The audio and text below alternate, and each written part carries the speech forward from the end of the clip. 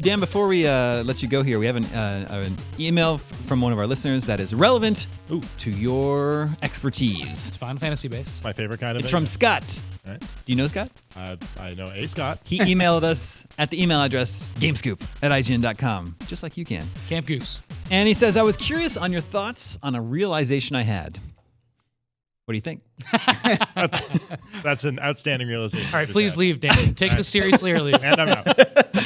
Scott says, I was watching a review from Mario Odyssey, where the reviewer criticized numerous aspects of the game, citing typical items like motion controls and a lack of truly complex platforming. However, all I could think of is, this is a kid's game. Motion controls are easy for kids, and I truly thought there was sufficient level design for that audience. My question is a little tough to word. Is it fair to critique a Mario game at the same one would critique Dark Souls? Many of us love Mario 64, which is inherently a kid's game most of us played as a kid. Or when you're in college. Adults are reviewing the game, but are not the target audience, and doesn't that creep into a review? So he's asking about how do adults review games that are meant for kids, although I would argue that Mario Odyssey is not solely meant for kids. It's a game for everybody. I'm on the same page. Like I don't think that saying like, oh well, kids would be happy with this cardboard box, therefore it is a great game, is a good way to. That's a very relevant comparison you just made. I was not going for that, but okay. We'll get to a Nintendo announcement. No, actually, I was deliberately doing that, definitely. Oh yeah. So like kids are. I have a 2.5-year-old. He's very easily pleased by pretty much anything. That doesn't necessarily make it a high quality thing.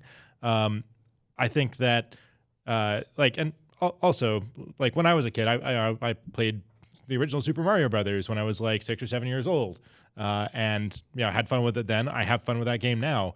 I think it is a very well designed game, even as an adult. I think that introducing a kid to a well-designed game, they might not know enough to appreciate it then because they haven't had experience with a bunch of games. They don't know the difference between a good game and a bad game for the most part. But I plan to introduce my son to good games when possible. But if he wants to play some junk, fine. But I'm still not going to say that junk is a good game. So, but what about I guess what Scott maybe is getting at, or maybe I'm just personally curious to know your opinion on, is whether you factor in authorial intent. Like Roger Ebert the author would say, is dead. Well, but like this is he would say like this is a stupid comedy. It's very dumb, but it's trying to be very dumb, and it does being very dumb very well. 4 stars. Whereas maybe like Schindler's List or something gets 3.5 stars, and then it's like, well, because its intent was completely different. It's not actually saying Dumb and Dumber is a better movie, but it succeeded at what it was trying to do. I think it's less about, for me anyway, it's less about what a movie or game or whatever is trying to do and how much I appreciate what it does. Whether it does that deliberately or accidentally, more often than not it's deliberate, but sometimes I sat through a bunch of college literature classes where people dug intent out of an author's work that I don't. Wasn't intended. Have no. I'm pretty sure it was not intended by those authors. So it's just and they call that death of the author, where what the author said is not necessarily important to what you take out of it. Yeah, it happens with the Constitution all the time too. So 2 things to consider when we write a review are our voice and then our audience, and that really factors into this too, right? We to take the audience side, we know who we're writing for. And we don't always consider parents as being our primary audience, but sometimes we might want to specify that in a review. But again, like we're thinking of our voice and our audience being one and the same, which is we're trying to speak to somebody at a bar, or somebody on your couch, that's just a good friend, and like kind of that's our voice, and it's also our intended audience, somebody we would like to explain how much we like to game to. Does that make sense?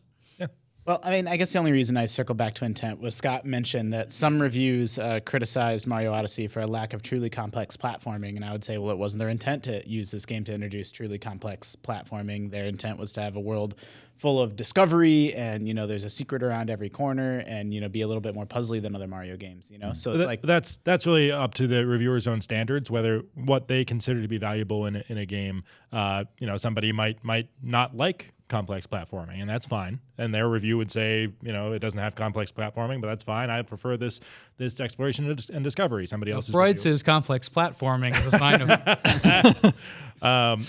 But someone else who really values the mechanical side of it would say, well, I didn't like this game very much because it doesn't have the complex platforming, even though it does have this other stuff, this exploration that I did enjoy, but not as much. But then you're bringing your personal, and I do agree with you. I'm just enjoying sort of getting your take on this. But that's like bringing, to use an extreme example, you might say, well, I really like shooting, and there's no shooting in this, and so I don't like it. Where again, that's a very extreme example. That's much more of a stretch than expecting complex platforming from a Mario game. But you're still bringing your own expectation to the table instead of just judging the product that's in front of you. Absolutely, but I mean that's why we typically go for people who appreciate a given genre. Like if you put me in front of a Final Fantasy game, for example, my review might not be very favorable because I'm not that into that style of game. But it's still my honest. You just don't like the game. hair. It's the style of hair. It's just my personal standpoint on that style of game is not generally great, but it's still my honest opinion of what I think about it, and I can specify what I did and did not like about it. But that's why we try and get somebody who would be into that style of game, even if that individual game was not their cup of tea. Sure. So kids don't know what's good. Like they might like something and not realize it's cliched or derivative. Have you seen what kids put in their mouths? They have no idea what's good. Yeah. But if an adult is reviewing a kid's game, you don't think it's their job to approach it from a standpoint of, will kids enjoy this? I mean, for one thing, it's very hard to guess what kids will enjoy. Yeah. If you've ever tried to buy a toy for a child and they again prefer the box to the toy. Just like cats. Yeah. Like it's very hard to predict. Oftentimes, is it colorful and makes funny noises? Kids will like it, sure. Yeah. But that doesn't, am I going to say this is a good game because it has colorful and it has a lot of noises? No, I'll say it has colorful and has funny noises, and the actual game part of it is bad. Yeah. You can just report back on how much you personally enjoyed it, right? Right. Or like if it's something that's meant to be played with a kid, you play it with a kid and talk about it. We have done that in the past. Yeah. That's just a small taste of what we've got in store for you in this week's episode of GameScoop. For the full episode, head over to youtube.com/GameScoop and be sure to subscribe.